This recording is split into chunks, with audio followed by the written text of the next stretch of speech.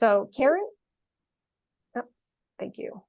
So Carrie Cullen Hitt is the Senior Director of Grid and Transmission Policy at Vineyard Offshore, where she also supports the team's state government and regulatory affairs. Carrie has worked in the energy industry for over 30 years and in offshore wind since 2018, initially leading the National Offshore Wind R&D Consortium. Most recently, she served as the lead for U.S. transmission strategy for Equinor. Vineyard Offshore, where Carrie works, is leading in the development of 2 lease areas in the Northeast, in addition to the recently acquired lease in Northern California. Combined with its joint venture development of the first in the nation offshore wind project that you've all heard about, Vineyard Wind, which is now under construction, Vineyard Offshore has the potential to develop more than 6 gigawatts of clean, renewable, and affordable energy on the east and west coasts of the US, which is enough to power millions of homes. Prior to her time in Equinor, as well as Vineyard Offshore, Carrie served as president of the New Hampshire Transmission, a NextEra energy transmission company. She also served in a senior market development role for NextEra New Energy Ventures, which is now Constellation, and the Solar Energy Industries Association. She received a BA from Clark University and an MA from Johns Hopkins School of Advanced International Studies. And like I said in the outset, Carrie is on our advisory board and an active member of NEWIEE, and someone I have turned to, especially in more recent years, as she and I have gotten more connected in my career, to ask advice, especially as I moved into the transmission world. Carrie is someone I've known of for, I would say, more than 10, 12 years. She's been somewhat of a legend, I would say, in the clean energy space, starting in solar and transmission, and now in offshore wind. So I'm just so thrilled that she is in my network and that we get to talk to her this evening. So thank you, Carrie, for being here. Great. Thanks so much for having me, Catherine. I really appreciate it. And for hosting us this evening, or I guess late afternoon. Thanks a lot. Yeah, it's getting dark. So why don't you start by telling me what you do at Vineyard Wind? Like, what does your day look like? What are you working on? Yeah, so I have a fairly broad role in some regards. While my title says grid policy and strategy, I'm sort of put things into 2 buckets. I think a lot about transmission as it relates to offshore wind, and transmission as potential new market development as well. As many of you probably know, we have an exponential need for transmission development and construction in the US. And then second, and I'm thinking about strategy relates to that. So do we partner with utilities? How to relate to independent system operators and RTOs? What are the new systems and hardware that are needed throughout the country? So I should say that is US wide. And that's also true for kind of my second bucket role, which is at the moment, I'm really supporting our external affairs and commercial team and development team. So we have 3 teams, just more broadly on how we think about policy, how we think about our outreach at the state level.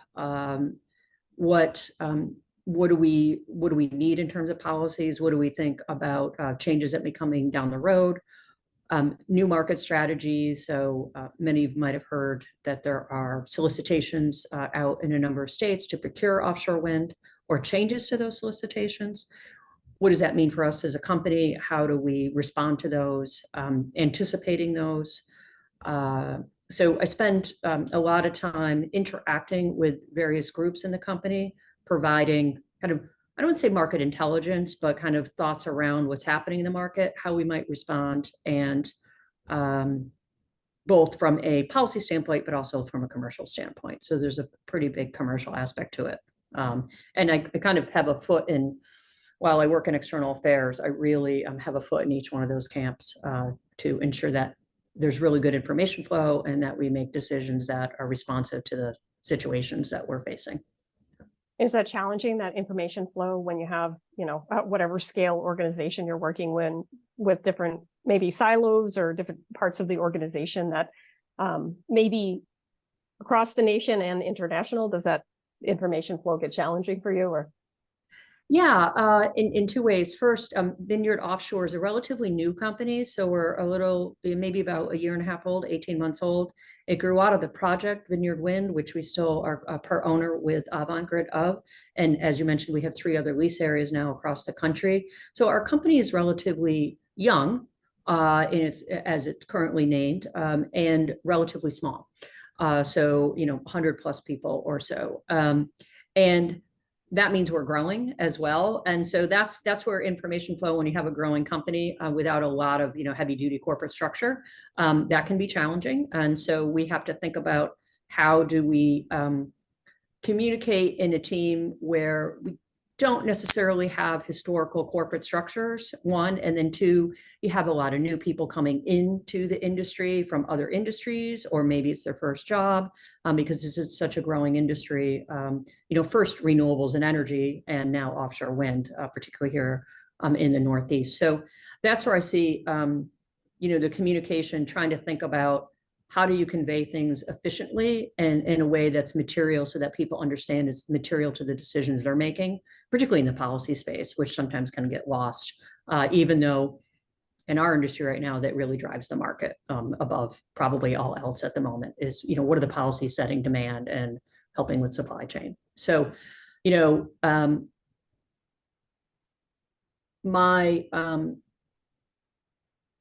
I try to really think about how to communicate in an efficient way. I guess I would just add, the reason why I pause is thinking about even the hybrid model, right? So it's not like you just walk down the hall anymore. And we have a lot of people that come in every day, but we have people that might not be here on the same day as others. We have some people that work across the country. So you have to think, how do I communicate verbally, but also in writing, to ensure that we're all working with the same level of information that we should have. Meaning, if I tell something to one person, about, I don't know, new development in New York, which we expect some tomorrow, I want to make sure that the people that need to know that kind of get the same information at the same time, for example. And also setting meetings to accommodate, different working structures now too, and geographic differences. So. Yeah, and that is a challenge, I think, more broadly, right, at all of our companies, is this hybrid models, which is great, an opportunity and attracts talent, but also challenging from a communication point of view. Yeah, plus also, I've worked at large companies that I didn't necessarily work on the regulated utility side, but I did work at Nextera, and I worked at Constellation, which was part of Exelon. And so those experiences teach you a lot about corporate, I using the word corporate, but I mean, more formal structures and companies that can really help you, but you also learn about how they can go too far as well. And so, here I'm thinking about, how do I take that experience and bring that here? I am one of the few people on our team that have worked in very large companies, particularly a utility type structure. So that's somewhat of a benefit because I have that experience, but it's also an adjustment for me as well sometimes. Yeah, I can imagine. Yeah, I mean, we do have a question from Deanna, actually, who's on our board, and just to tie that into a larger question as well. I'm just curious, when you look at offshore wind being a newer industry in the States, at least as far as companies, I can't keep up with all the company names that are evolving and spinning off and all of that. So I'm curious what you're seeing kind of as a whole in the offshore wind industry when it comes to diversity, in particular women and other underrepresented populations getting into the workforce. And Deanna's question is, how is equity and EJ incorporated into the decision-making at Vineyard Offshore?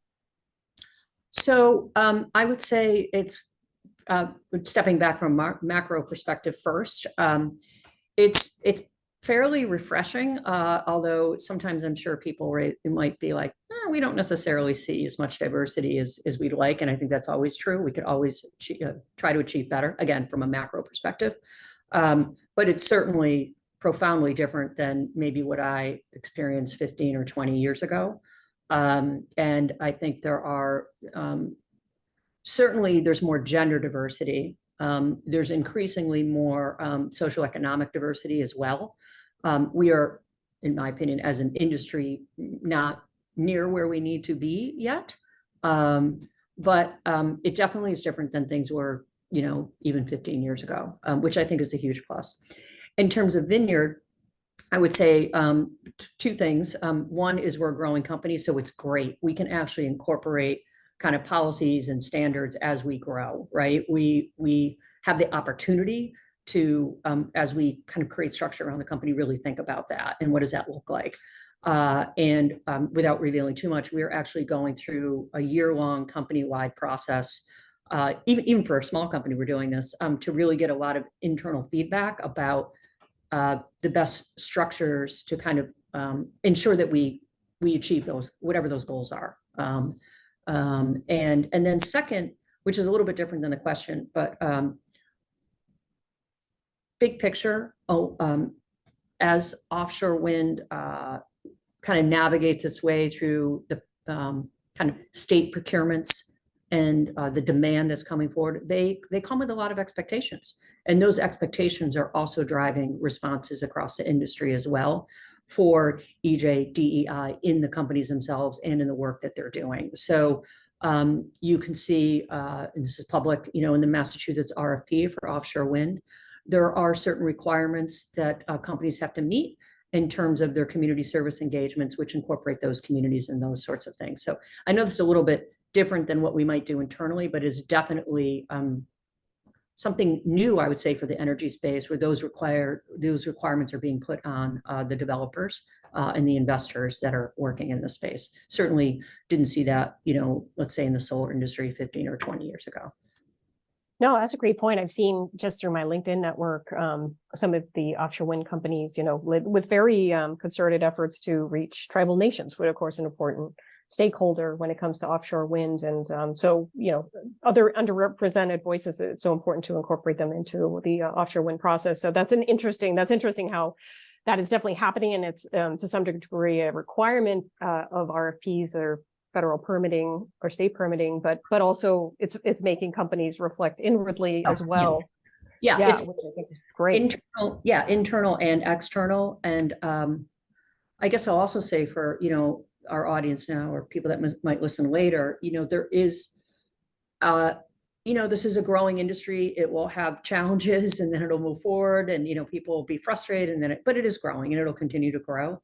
There is lots of opportunity. And I see, because there is lots of opportunity in different aspects of a company or the industry, like we need engineers, we need communications people, we need attorneys, we need project managers, we need people like me, or similar backgrounds to me or skill sets. That's an opportunity too to create, you know, have some more diversity as well. And I'm really encouraged to see that, you know, some of the companies I've worked with, not just Vineyard Offshore, but when I was at the research consortium, as well as my immediate prior employer, really try to pull from different places when they do recruit. You know, I'm thinking about, you know, a little bit outside the box about where you recruit from, the kind of skills that you need. Because the need is so great, it also, you know, kind of lends itself to that too. Great. Right. And just a note to the audience, please put your questions in the Q&A. But while folks do that, Carrie, I'm just curious, like thinking back to high school or college, which for me is a long time ago, like what did you think you were going to do? And are you at all in doing what you've envisioned back then? Like, did you think you would be in this type of world? You know, kind of, sort of, which really? is, Wow. yeah, well, only a small slice. So this is sort of embarrassing, and mine is even longer than you, so longer time ago. Okay, this is like super nerdy. Embarrassing. We like embarrassing. I'm all ears. It's embarrassing. And I didn't tell you this the other day, but I just thought of it. So when I was in 6th grade, I got picked, and I grew up in Western Mass in a very small rural town. Like really, I didn't go anywhere. I got asked or chosen or whatever to go to Model UN in New York City. And so forget that it was New York, which was very cool. I mean, I hadn't even been to Boston and all that. I got to go to New York when I was 14 and thought it was great. But I went to Model UN, and that obviously is policy sort of stuff. And I don't want to say that experience in itself, but, you know, I've always really been interested in not policy for policy's sake, but the connection between policy and how it influences our life. And I'm talking policy with like a big P, you know, across the board, whether it be international or federal or whatever. And clearly that's been a thread that I've carried throughout my career, somewhat unintentionally.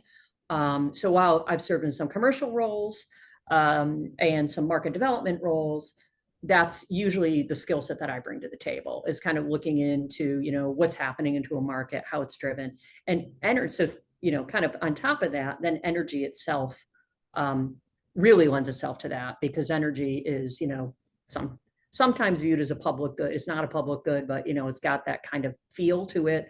It's often regulated, things like that. So while I didn't clearly map out any kind of plan, you could see where my interest kind of led me to that. And really the first job I had kind of just happened to be in that space, and not by design, but maybe a little bit by design. I mean, found the job through the newspaper. So, you know, there you go. Which was Like to work wanted. Yeah, no, it was a help wanted, you That's know. great. Either in the Boston Globe or the Berkshire Eagle, and it was to work at the State House on the Energy Committee. So, Oh, wow. you know, that's a long answer, but I didn't hear anything embarrassing. Yeah, I'm well, still I don't know. waiting for Molly went in 6th grade. It's kind of embarrassing in the 80s, but you know, I guess I would say the thread that I see, my perspective is a little piece of that. And sometimes I've worked on international work, but even though I've had some commercial roles, it's very much been part of how I think, you know, even working at NHT, New Hampshire Transmission, which was a commercial role, we had to think about, you know, I had to think a lot about, you know, do we need the system upgrade at the switchyard? How are we going to achieve that? How do we ensure regulators are comfortable with it and understand the need for it? How do we get cost recovery for it in a way that's acceptable? That kind of thing. So. That's great. All right, well, we have some questions coming in. So the first question is, can you share strategies you found valuable to communicate with necessary stakeholders in your projects? And maybe you can tell us who your stakeholders are for those less familiar with the space. Yeah, so to be fair, you know, and offshore wind certainly opened my eyes up to this. In offshore wind, local stakeholders are extremely important. I mean, down to the, you know, zoning board, city council, et cetera. And historically, my career path has been more at the legislative level. So, you know, are we getting a law passed that improves permitting? Or are we getting a law passed that opens up, you know, climate initiatives, things like that? And offshore wind, I understand, I mean, not that I understand it before, but I appreciate much better the breadth of stakeholders and how important it is to work with them early on. So we have a number of people here who are really focused on that and really good at it, and meaning good at it that they come from the community and they understand who the stakeholders are. So Catherine, you earlier mentioned tribal nations. They're an extremely important constituency for offshore wind because of where these projects are located. I mentioned, you know, just local communities, workforce, labor unions are extremely important. So first, the span of stakeholders that matter. And then there's, of course, our elected officials or appointed officials. I think utilities like Catherine, your company, are a stakeholder of ours as well. We have to, even if we're not partnering commercially, we rely on each other for these projects to be successful. So those are important. You are an important stakeholder as well. Oh, thank you. No, we agree. So to answer the question more directly, I really try, and here I'm really, this is one of my, you know, how I spend maybe 25% of my time. I try to make sure that our teams, those teams that I mentioned earlier, understand the context in which we were working with and bring them out to see our stakeholders, or at least the ones that I work with mostly. And then, you know, other folks, as I said, kind of do the local thing. But, you know, great example, I think, is a lot of our folks that are focused on constructing the project and thinking about permitting aren't so much thinking about the grid aspect and the electricity aspect of it, right, at this stage in the project, because it's, you know, they're construction projects. So we did some, we went to 2 ISOs, independent system operators. We went to New York and New England in the past 6 weeks. We did field trips for, you know, 10 people on our team. We met with the people that we might deal with for interconnection rules or the market rules folks, so we could better understand, they could better see, hey, this is what matters to the independent system operator. This is what matters to the market.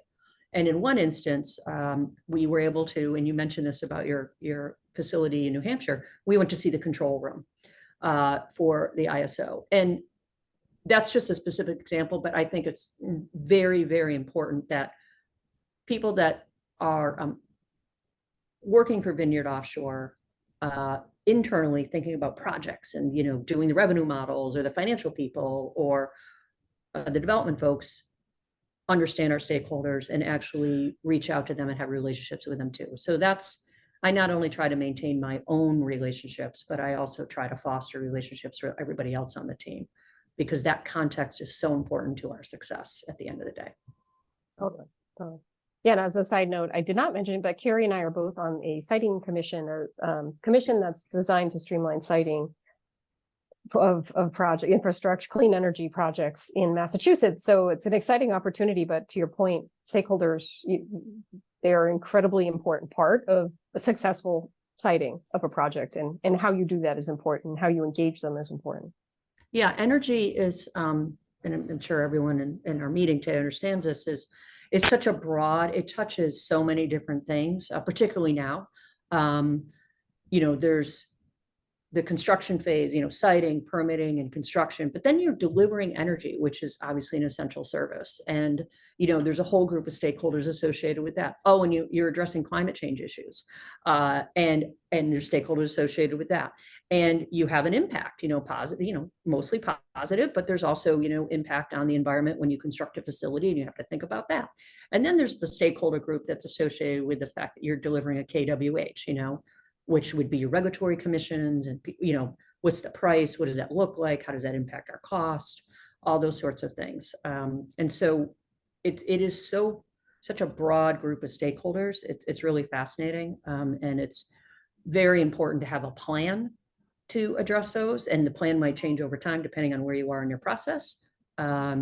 It's never one and done, in my opinion. You establish relationships, and you nurture them. It sounds, I don't know, it sounds a little weird, but it's really important. It's as important as a commercial agreement, in the context that we work in. So I agree, and I think there can't be a feeling that it's purely transactional. That we're coming to you. We need this thing done now. It has to be but if you're, by the time you need something, it's too late if you're thinking about it transactionally. Exactly. You really need to have a foundation to be able to call people and say, we have a problem, we have an issue, and it helps, so. Totally. All right, our next question: what have been some of the biggest challenges you faced in your career, and how did you overcome them?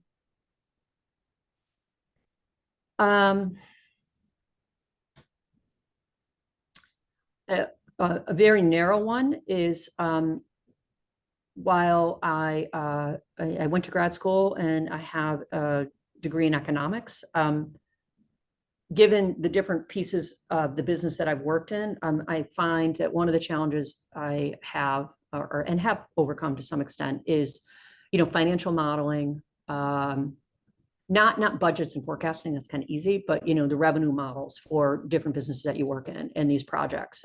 If you are, not a trained MBA specifically, those conversations can be foreign to you, I think. And if you want to move around in a company, I don't even mean up, but I just mean even around, that can be critically important. How a company actually, succeeds, or even, I ran 2 not-for-profits, how do they succeed is really important on, the financial models. And so while it seems really small, I find that I've made sure that I got some training on and brought myself up to speed to the point where I could articulate and understand what was being presented to me, and therefore have a seat at the table, which I think is important. And it doesn't matter what level you are, right? You want to understand, why you're here, what the goals are. And for, publicly traded companies, while we care about the climate a lot, we still have to be financially successful. So that's just a small thing, maybe. And I remember years ago for this organization, somebody said, well, it might be useful. I'm like, I don't know, maybe even offer, just some basic financial stuff, because a lot of people in this space might be engineers or policy people, and they may not have been as exposed to, revenue models and that sort of thing. So that's one piece. Yeah, that's really interesting. I think I've shared with you and I've shared with others the out of our membership survey, when we asked the biggest challenges to people in their careers, women in their careers, the imposter syndrome is one. And it's interesting because it's not just people early stage, though it's there. It's actually people later stage in their career too, women feeling this, they're imposters. And have you felt that way in your career? And if so, how do you kind of get yourself through that? Or has that not been as big of an issue for you? Yeah, no, it has been occasionally, and I think it maybe relates to that a little bit. In a couple companies that I have worked with a little bit earlier on, some of the key decision makers outside of, let's say, the public affairs team were, former bankers, investment bankers, and there's a certain language that goes on with that, and a certain disposition that took. I wouldn't say I was long-term uncomfortable with it, but it took a while to get used to and understand it and be able to feel like I can have the same conversation. So, that's a really frank answer, but yeah, that I have been in that situation before, and be able to be confident in your response, even if you don't, you need to understand everything for the most part, but to be comfortable enough to be able to speak to it and ask questions, even if somebody else has the answer at the table, that's fine. That's okay. That's also to recognize in those situations, I really try to recognize is not everybody, no one's good at everything. And, the best manager and the best employee recognizes that you're in the room because you have something to offer. In the room, whatever, I'm speaking figuratively, but, and you're there for a reason, whatever that reason might be. And it's just as valuable as the person, the other people in the room too. So, not to get overwhelmed by the kind of, sometimes in those scenarios where, it's very focused on, the financials or that sort of thing. No, that's good advice. I know women that I mentor, it's like, I'm afraid to speak up. I'm afraid to be wrong, or I don't know as much as other people. And I think that approach to build confidence and practice speaking up, and, you listen to other people in meetings and that are speaking up and have no issue with it. And it's like, I think what I have to say is as valuable as them. So, and I have, and not so long ago, been in situations where I have said something and, somebody at the table was pretty, was rude about it. Like, why are you asking that? Or it was somebody I work for. And, I think other people in that scenario recognize that was wrong for that person to be that way, that leader to be that way. I mean, it was ridiculous. It's kind of like, nobody has all the answers. And if you don't have an answer, you have a question, it's certain, in certain forums, if you're in an investor meeting or something, you're not going to ask that, but I'm just saying, a good leader would never do that. Right. A good leader would be like, hey, let me take a second, try to answer your question, or, we can talk about it later, or gee, if you're confused, maybe everybody else is too. Right. Maybe I'm just, I know what I think, but nobody else understands what I'm saying.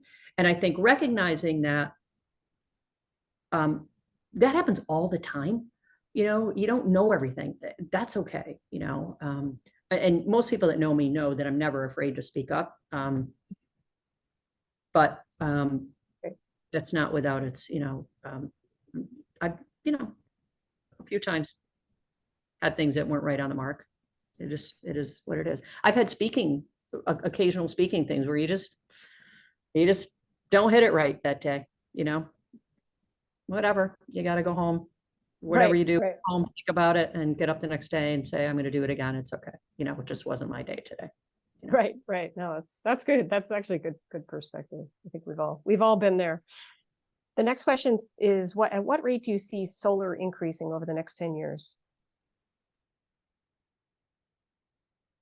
So solar, that's interesting. I worked in solar for a very long time. And I didn't leave the industry, and I left it a little bit intentionally because I like to be at the front of markets. I always like to be where they're coming and thinking about that stuff.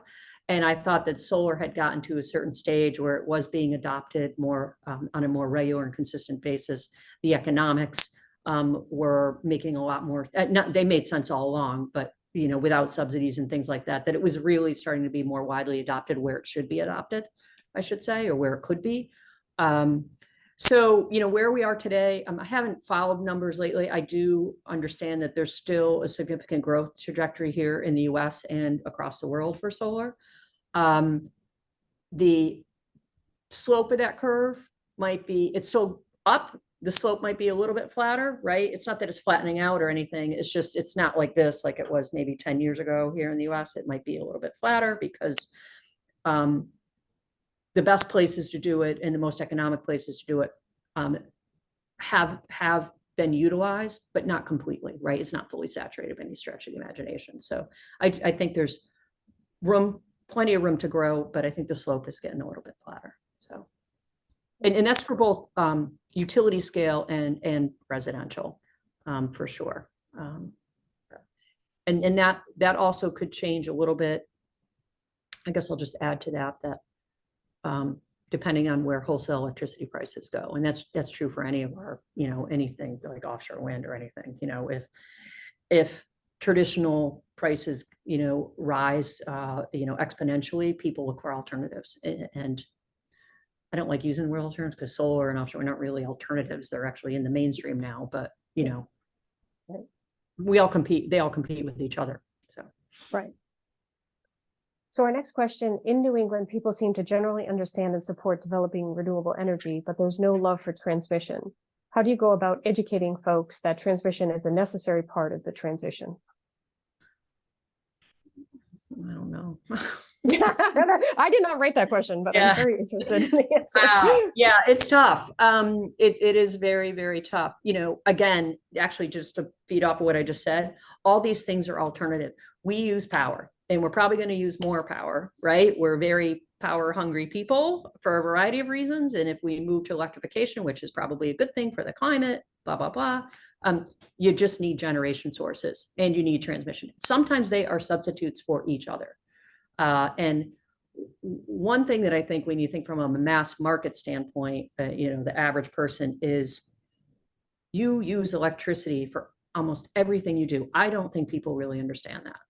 And that's not to say people aren't intelligent. It's just, it's a public good to some extent. And while, yes, we all pay for it, I'm not sure people fully understand what it means when you plug in your phone or turn on your computer or plug in your car or turn on your TV or all those, your AC or your heat pump, whatever it is.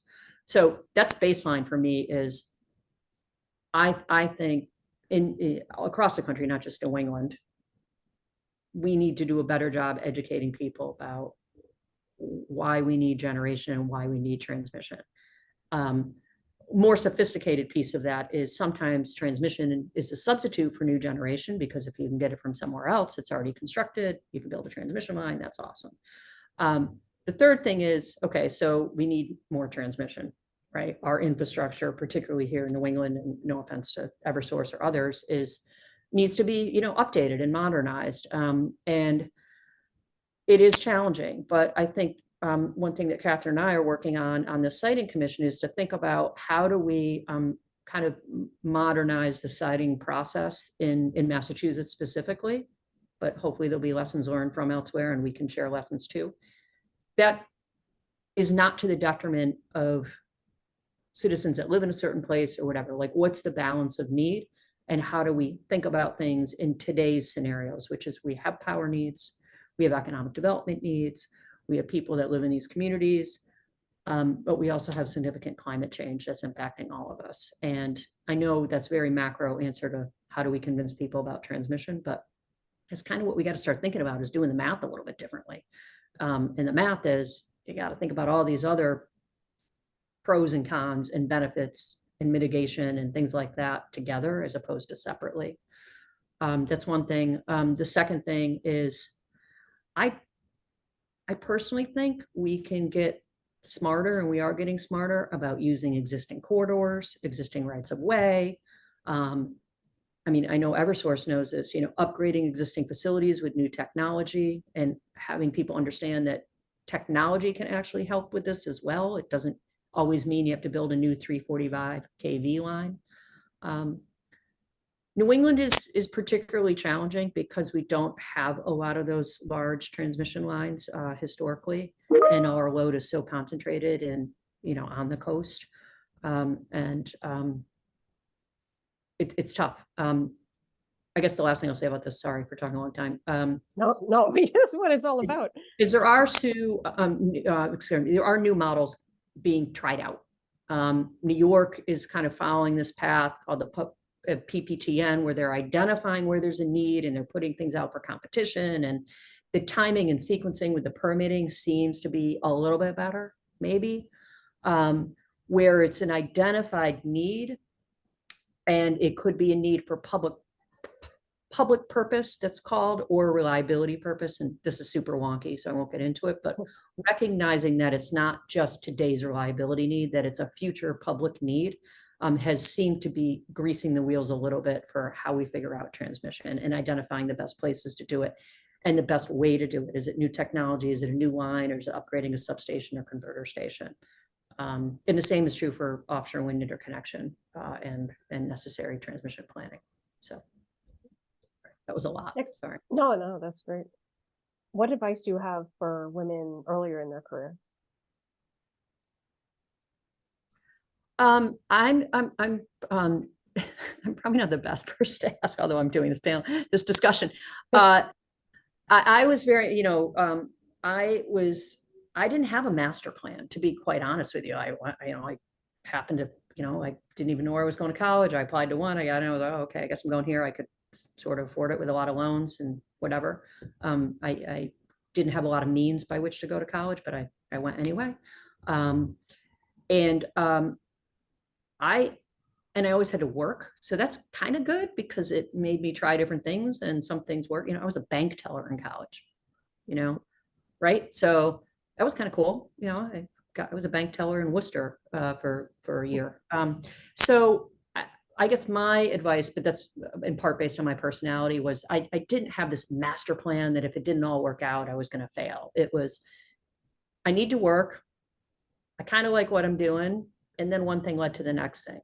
I also, so I guess, I didn't have, and I know younger people today have more of a challenge to have a kind of a more of a master plan, but give yourself some wiggle room. I don't want to say just try new things, but understand that, the path may not be direct. Like it can be a little bit indirect, and that's okay. And even late stage for me, it's been a little zigzaggy sometimes.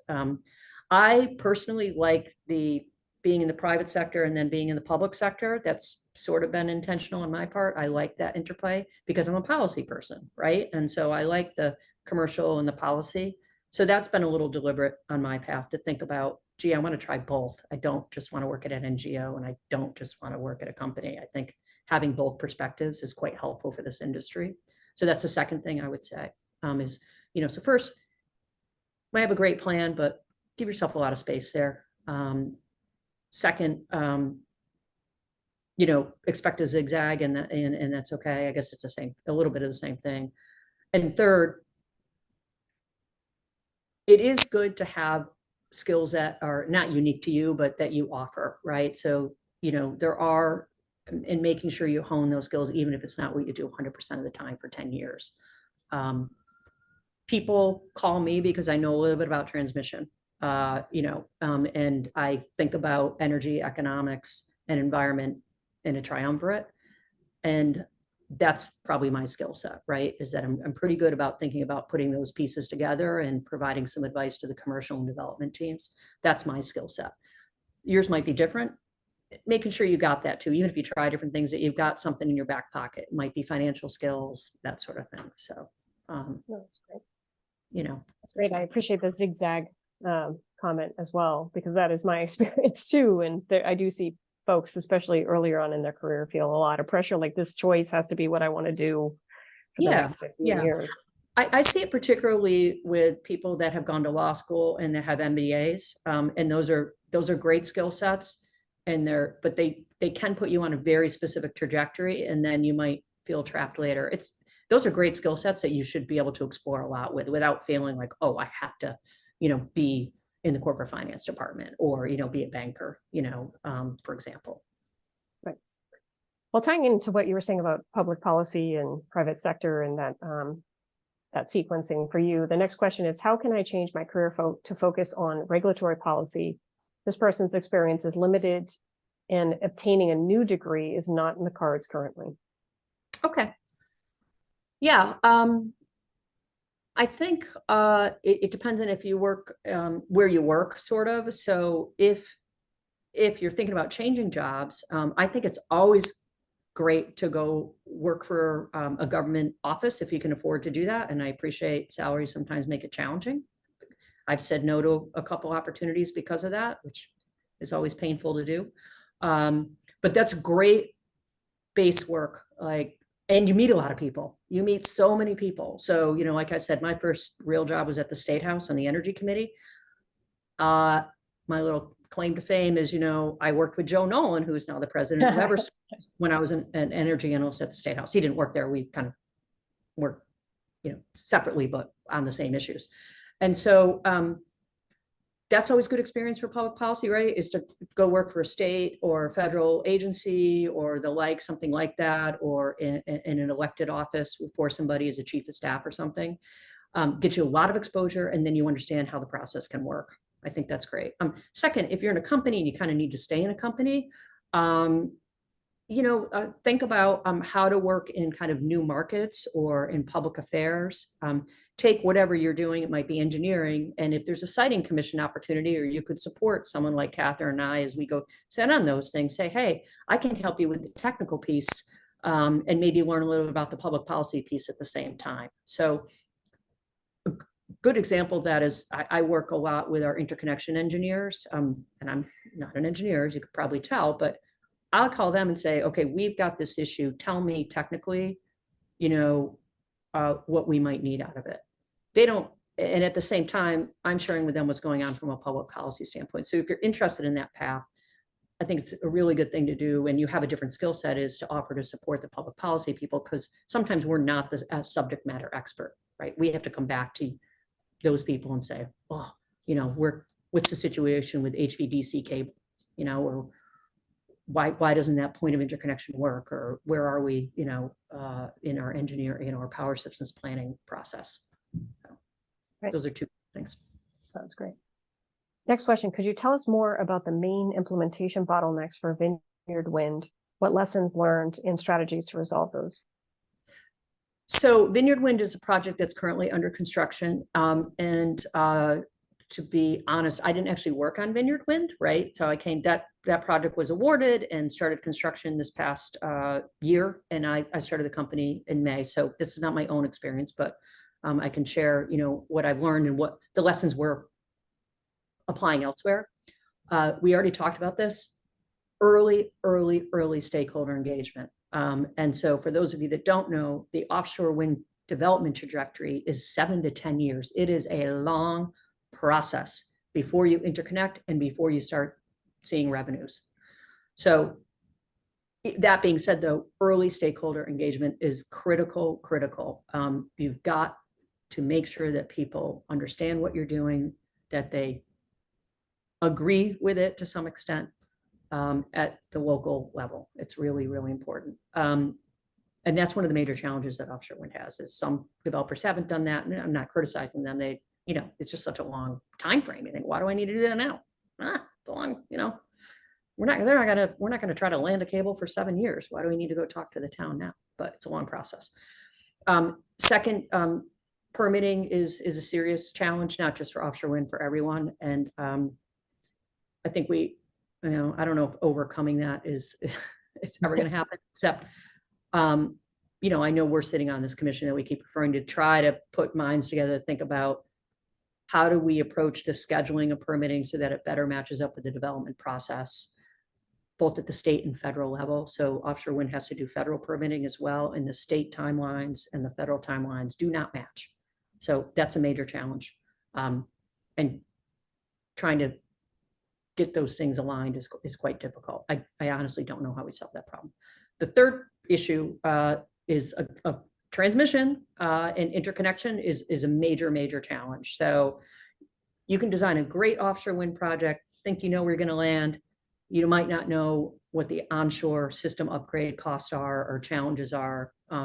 And that's a major issue. Those things are slowly being addressed a little bit. There was a FERC order, Federal Energy Regulatory Commission order, that came out in August, which is focused on improving interconnection processes at the different system operators. That's not specific to offshore wind or New England, but it's an important order because it moves the ball forward a little bit, and not perfect, might help that process better. So I do see slow improvements in that area, but we have a ways to go. The way we're addressing interconnection and transmission challenges now, and I saw this at my prior employer too, is early, understand where you think you might interconnect, get the studies done as early as possible, and have those relationships with the ISO and with the utility. Right. And also, I would think for Vineyard Wind being the first in the nation, you also have regulatory agencies that are adjusting to permitting these different types of projects, right? Yeah, that's a fair point. Back to Vineyard Wind. I'm sorry, I apologize. But yes, it's kind of learning by doing, right? Right. You know, that's been the situation with Ørsted as well. Sunrise is, people are new, agencies are adapting, you know, these are they're different projects. They enter state waters, you know, oil and drilling, you know, we've had BOEM permitting for, you know, eons for gas and oil, but they're out in federal waters and they don't necessarily have the same permitting issues that we do at state, and they're in different parts of the country, right? So, right, you know, okay. Gulf of Mexico, it's different than Gulf of Maine, you know. What have been some of your favorite teams or projects to work on? At what points or on what topics have you been most engaged in your work?